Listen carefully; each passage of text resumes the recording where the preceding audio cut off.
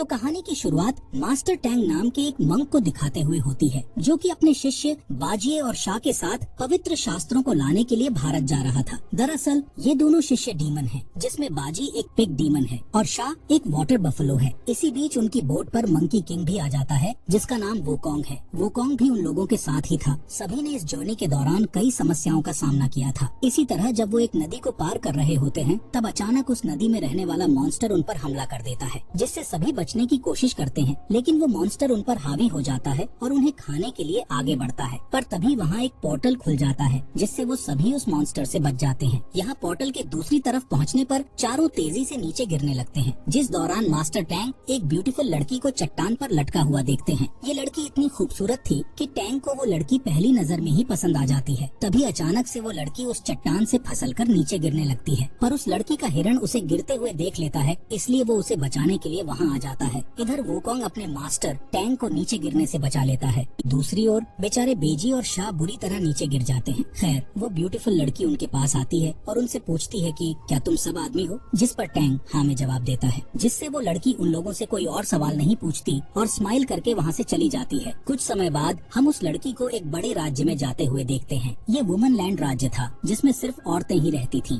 इसलिए यहाँ की मंत्री से लेकर वर्कर्स, डॉक्टर्स और लाइब्रेरियंस सभी औरतें ही थीं। यहाँ हमें पता चलता है कि वो लड़की इस राज्य की रानी है। इसके बाद वो लड़की अपने नौकरों के पास जाती है और उन्हें बताती है कि आज जंगल में मेरा सामना 4 आदमियों से हुआ, पर कोई भी उसकी बातों पर विश्वास नहीं करता, जिससे हमें पता चलता है कि इस राज्य को बाहरी दुनिया से अलग कर दिया गया था, इसलिए किसी ने भी अभी तक आदमियों को नहीं देखा था। खैर, रानी अपने नौकरों को बार बार बताने की कोशिश करती है कि उसने उन आदमियों को करीब जाकर देखा था, पर अभी भी उन्हें रानी पर विश्वास नहीं होता, बल्कि उन्हें लगता है कि रानी की तबीयत खराब हो गई है। इसके बाद हम रानी को लाइब्रेरी में देखते हैं, जहाँ वो अपनी पुश्तैनी किताब को निकालकर पढ़ने लगती है। इस किताब में लिखा था कि आदमी जहरीले होते हैं। तभी वो नोटिस करती है कि उस किताब के कुछ पेज गायब हैं। इसी दौरान वहाँ राज्य की महारानी आती है, जिन्होंने रानी को बचपन से पाल पोस कर बड़ा किया था। यहाँ महारानी जब उन आदमियों के बारे में सुनती है, तो अपनी सैनिकों को उन्हें ढूंढने का कहती है। दूसरी ओर मास्टर टैंग, वुकोंग और शाह जंगल से बाहर जाने का रास्ता खोज रहे होते हैं, जिस दौरान बेजी को लड़कियों का एक ग्रुप दिखाई देता है, जो कि नदी में नहा रही थी। यहाँ बेजी उन लड़कियों को देखकर बहुत एक्साइटेड हो जाता है,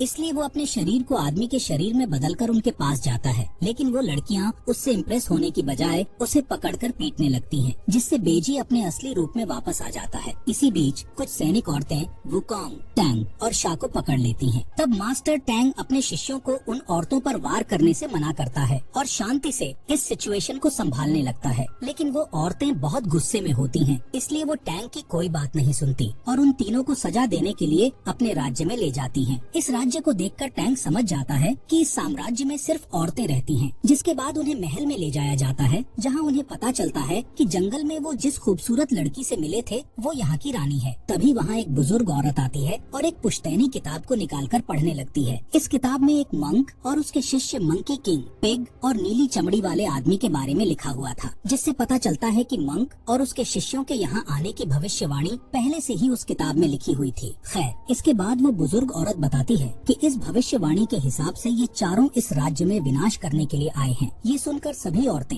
उन चारों लोगों को मौत की सजा सुनाने की मांग करने लगती हैं, जिससे राज्य की महारानी दबाव में आकर उन चारों को मौत की सजा सुना देती है। यहाँ रानी भी महारानी के फैसले को मानती है, लेकिन वो उन लोगों को सजा देने से पहले उनसे कुछ पूछताछ करने का कहती है, जिस पर महारानी उन लोगों को 1 दिन के लिए जेल में कैद करने का कहती है। यहाँ हमें पता चलता है कि मंकी किंग के पास सुपर ह्यूमन पावर्स हैं, जिससे वो सभी औरतों से अकेले ही लड़ाई करके अपने दोस्तों को बचा सकता है। लेकिन मंकी किंग को टैंग ने लड़ने से मना किया था, इसलिए वो उन औरतों पर अटैक नहीं करता। इसी रात मास्टर टैंग जेल तोड़कर यहाँ से भागने का कहता है, इसलिए वुकोंग जेल का दरवाजा तोड़ देता है और वो चारों वहाँ से भाग निकलते हैं। इसी दौरान रानी और उसकी नौकर उन लोगों से पूछताछ करने के लिए जेल में आती है। तभी मंकी किंग अपनी पावर से मेन गेट को ओपन कर देता है, जिससे रानी और उसकी नौकर गेट से टकराकर वहीं पर बेहोश हो जाती है। जिसके बाद वो चारों उड़ते हुए राज्य से बाहर निकलने की कोशिश करते हैं, लेकिन एक इनविजिबल दीवार उन्हें बाहर जाने से रोक देती है, जिससे सभी नीचे गिर जाते हैं। दरअसल ये पूरा राज्य एक ऐसी पावर से सील किया गया था जिसे कोई भी नहीं तोड़ सकता था। यहाँ तक कि मंकी किंग भी इस सील को नहीं तोड़ सकता था। तभी मंकी किंग कहता है कि हमें रानी से बात करना चाहिए, क्योंकि सिर्फ रानी ही हमारी मदद कर सकती है। इसलिए वो सभी जेल में वापस लौट जाते हैं। यहाँ रानी और उसकी नौकर होश में आने के बाद जेल के अंदर जाती है और चारों से पूछ पूछताछ करने लगती हैं, जहां रानी टैंग से सवाल करती है जबकि उसकी नौकर टैंग के शिष्यों से पूछताछ कर रही होती है। पूछताछ के दौरान रानी टैंग को बताती है कि वो उसे पसंद करती है, जिस पर टैंग कहता है कि मैं किसी से प्यार नहीं कर सकता क्योंकि मैं एक मंक हूँ। साथ ही टैंग रानी को अपने मकसद के बारे में बताते हुए उसे अपनी छोटी सी किताब देता है, जिसमें टैंग ने अपनी जर्नी के बारे में लिखा हुआ था। इसी बीच मंकी किंग वहाँ आता है और रानी से यहाँ से बाहर निकलने का रास्ता पूछता है, जिस पर रानी उनकी मदद करने का वादा करती है। तभी वहाँ महारानी आ जाती है और रानी को बताती है कि चारों आदमियों को अगले दिन मार दिया जाएगा। अगले दिन चारों को रस्सियों से बांध दिया जाता है और सभी औरतें उन्हें मारने की तैयारी करने लगती हैं। तभी रानी सिपाही का रूप लेकर चारों के पास आती है और उन्हें बताती है कि मैंने नुकीले तीरों को खिलौने वाले तीर से बदल दिया है, इसलिए जब तुम्हें तीरों से मारा जाएगा तब तुम्हें मरने का नाटक करना होगा। यहाँ सबसे पहले शाह को तीर मारा जाता है, जिसके लगने के बाद वो मरने का नाटक करने लगता है। लेकिन जब टैंग को तीर मारा जाता है तब वो मरने का नाटक नहीं कर पाता, क्योंकि उसे हमेशा से सिखाया गया था कि कभी भी दूसरों को धोखा नहीं देना चाहिए। इसलिए शाह बड़ी चालाकी से टैंग के फेस पर पत्थर मारता है, जिससे टैंग बेहोश हो जाता है। इसके बाद मंकी किंग को भी तीर मार दिया जाता है, जिससे वो भी मरने का नाटक करने लगता है। लेकिन जब बाजी की बारी आती है तब महारानी अपने सैनिकों को तीर बदलने का आदेश देती है, क्योंकि बाजी एक बदसूरत आदमी था और इस राज्य में बदसूरत आदमी का होना सबसे बड़ा अपराध था। इसलिए बाजी पर कई तीरों से हमला किया जाता है। अब क्योंकि बेजी एक डीमन है, इसलिए वो इतनी आसानी से मरने वाला नहीं था।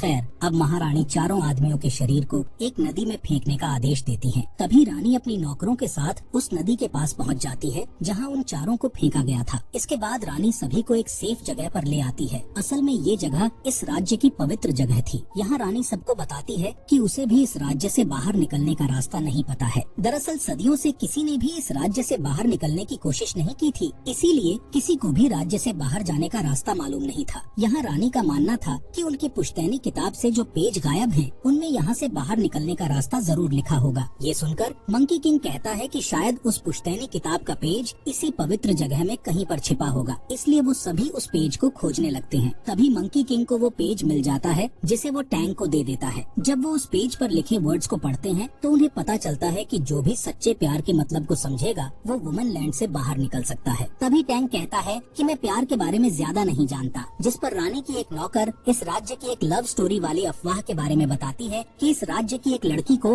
बाहरी दुनिया में रहने वाले एक वाटर बॉय से प्यार हो गया था, लेकिन वो दोनों अलग अलग दुनिया से थे, जिस वजह से वो फिजिकल रूप से नहीं मिल सकते थे। इसलिए वो टेलीपैथिक रूप से एक दूसरे से मिलने लगे, पर बाद में उनके साथ क्या हुआ इसके बारे में किसी को कुछ भी पता नहीं है। इसी दौरान अचानक से टांग, शाह और बाजी दर्द से चीखने लगते हैं और उनका पेट फूल जाता है। तब रानी उन्हें बधाई देते हुए कहती है कि तुम लोगों ने पवित्र जगह की नदी का पानी पिया है, जिस वजह से तुम तीनों प्रेग्नेंट हो गए हो। इससे हमें पता चलता है कि वुमन लैंड पर रहने वाली सभी लड़कियां इस नदी के पानी को पीकर ही प्रेग्नेंट होती हैं और नई लड़कियों को जन्म देती हैं। इसके बाद रानी उन्हें ये भी बताती है कि तुम्हारे बच्चे को पैदा होने में सिर्फ 9 दिन ही लगेंगे। तभी रानी की एक नौकर बताती है कि मैं एक औरत को जानती हूँ जो इस समस्या का समाधान कर सकती है, क्योंकि वो औरत एक ऐसी दवाई के बारे में जानती है जिससे प्रेगनेंसी को खत्म किया जा सकता है। इसलिए मंकी किंग को उस औरत को खोजने का काम सौंपा जाता है। इसके बाद जब मंकी किंग उस औरत के पास जाकर उससे दवाई मांगता है, तब वो औरत उसे बताती है कि प्रेगनेंसी को खत्म करने वाली दवाई को बनाने में कम से कम 100 साल लगते हैं। ये सुनकर मंकी किंग उस औरत से बार बार रिक्वेस्ट करने लगता है, जिस पर वो औरत कहती है कि अगर तुमने सच्चे दिल से मेरी आंखों से आंसू निकाल दिए तो वो आंसू प्रेगनेंसी को खत्म करने वाली दवाई का काम करेंगे। ये सुनकर मंकी किंग उस औरत को अपनी कहानी सुनाता है कि बहुत समय पहले मैं एक बुरा आदमी हुआ करता था,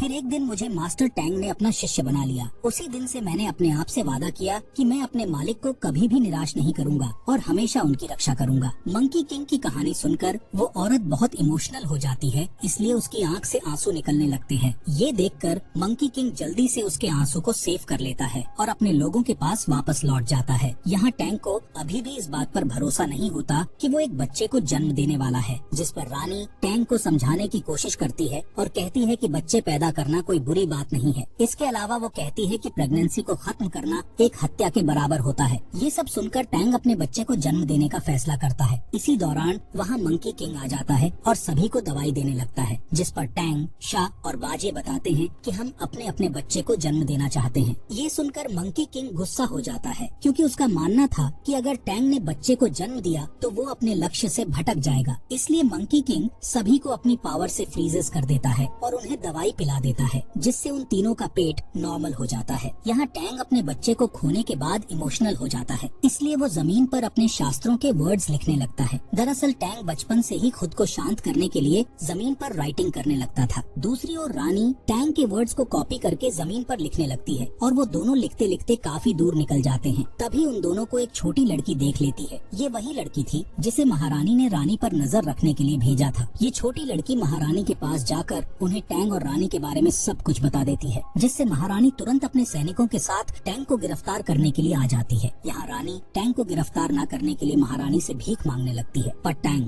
रानी को समझाता है और उसे महारानी के साथ महल जाने का कहता है। इसके बाद सैनिक टैंग को गिरफ्तार करके वहाँ से ले जाते हैं, लेकिन वो टैंग को कैद करने की बजाय उसे समुद्र के किनारे ले जाते हैं। असल में इस समुद्र का कोई भी अंत नहीं था और जो भी इस समुद्र में जाता उसका वापस लौटना नामुमकिन था। कुछ ही समय बाद टैंग को एक बोट में बैठाकर समुद्र में छोड़ दिया जाता है। तभी रानी अपने हिरण पर बैठकर वहाँ आ जाती है और तुरंत टैंग की बोट पर कूद जाती है। इसके बाद बोट समुद्र के किनारे से काफी दूर निकल जाती है, जहाँ बहुत ही घना कोहरा होता है। यहाँ रानी और टैंग वापस किनारे पर जाने का रास्ता भटक चुके थे, क्योंकि कोहरे के कारण उन्हें कुछ भी दिखाई नहीं दे रहा था। इसी दौरान महारानी को पता चलता है कि टैंग के साथ साथ रानी भी उस बोट पर है। इस वजह से महारानी बहुत ही परेशान हो जाती है। असल में महारानी का मानना था कि रानी के बिना वुमन लैंड खत्म हो जाएगा, इसलिए महारानी तुरंत मंकी किंग के पास पहुंच जाती है और उसे सारी बात बताकर अपने घुटनों पर बैठ जाती है और उससे रानी को बचाने के लिए रिक्वेस्ट करने लगती है। जिसके बाद मंकी किंग जल्दी से टैंग और रानी को खोजने के लिए निकल पड़ता है, लेकिन मंकी किंग अपनी जादुई आंख से भी उन्हें नहीं ढूंढ पाता। इधर टैंग और रानी समुद्र के बीच में पहुंच जाते हैं। तभी रानी को प्यास लगती है, इसलिए वो समुद्र का पानी पीने का फैसला करती है, जिस पर टैंग उसे पानी पीने से रोकता है और बताता है कि ये पानी तुम्हारे लिए खतरा बन सकता है, क्योंकि ये तुम्हारी प्यास को और भी बढ़ा देगा। यहाँ रानी को प्यास के साथ साथ अब भूख भी लग रही थी, इसलिए टैंग रानी को अपना मांस खिलाने के लिए हाथ आगे बढ़ा देता है, जिससे रानी बहुत इमोशनल हो जाती है और टैंग से कहती है कि मैं तुम्हारे साथ सभी चुनौतियों का सामना करने के लिए तैयार हूँ।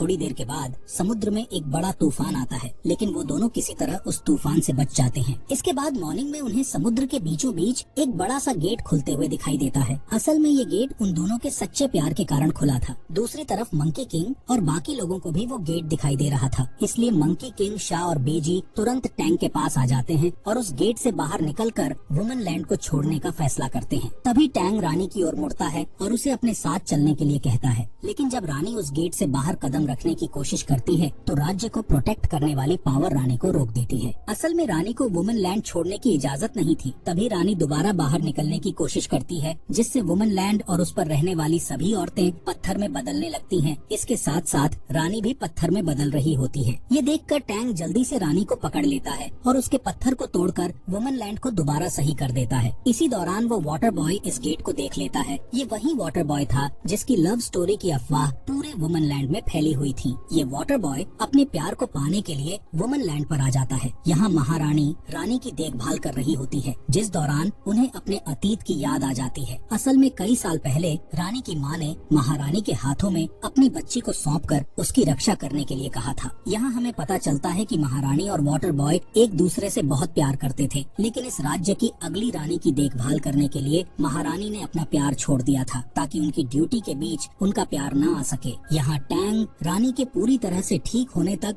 वुमन लैंड में रहने का फैसला करता है। तभी टैंग के सामने दया की देवी आती है, जो टैंग को समझाती है कि अगर तुम रानी से प्यार करने लगे हो तो उसमें कोई गलत बात नहीं है, लेकिन तुम्हें रानी और सभी प्राणियों में से किसी एक को चुनना होगा। इसके बाद टैंग महल में लौट आता है, जहाँ पूरा राज्य रानी के ठीक होने के लिए प्रार्थना कर रहा था। तभी अचानक वहाँ वाटर बॉय आ जाता है। वाटर बॉय महारानी का पिछले 20 साल से इंतजार कर रहा था, इसलिए वो महारानी को देखकर अपने प्यार का इजहार कर देता है और उसे अपने साथ चलने का कहता है। पर महारानी को इस राज्य की रानी को सही दिशा दिखाने की ड्यूटी करनी थी, इसलिए वो वाटर बॉय के साथ चलने से मना कर देती है, जिससे वाटर बॉय को गुस्सा आ जाता है और वो वुमन लैंड को खत्म करने का कहता है। जिसके बाद वाटर बॉय टैंग और रानी को उठाकर ले जाने लगता है, लेकिन मंकी किंग वहाँ आकर तुरंत उन्हें बचा लेता है, जिससे वाटर बॉय को और भी गुस्सा आ जाता है, इसलिए वो डीमन में बदलकर राज्य पर हमला करने लगता है। तब मंकी किंग, शाह और बेजी उसे रोकने की कोशिश करते हैं, लेकिन तभी वाटर बॉय बहुत बड़े रूप में बदल जाता है और राज्य को पानी में डुबाना शुरू कर देता है, जिससे वुमन लैंड खत्म हो जाता है और सभी औरतें समुद्र में गिर जाती हैं। वहीं मास्टर टैंग जब औरतों को मरते हुए देखता है तो उन्हें बचाने के लिए भगवान बुद्ध से प्रार्थना करने लगता है। तभी भगवान बुद्ध का एक हाथ पानी के अंदर से निकलता है और डूबती हुई औरतों को बचा लेता है, जिसके बाद भगवान बुद्ध वाटर बॉय को उसके असली रूप में लाकर उसे सजा देते हैं।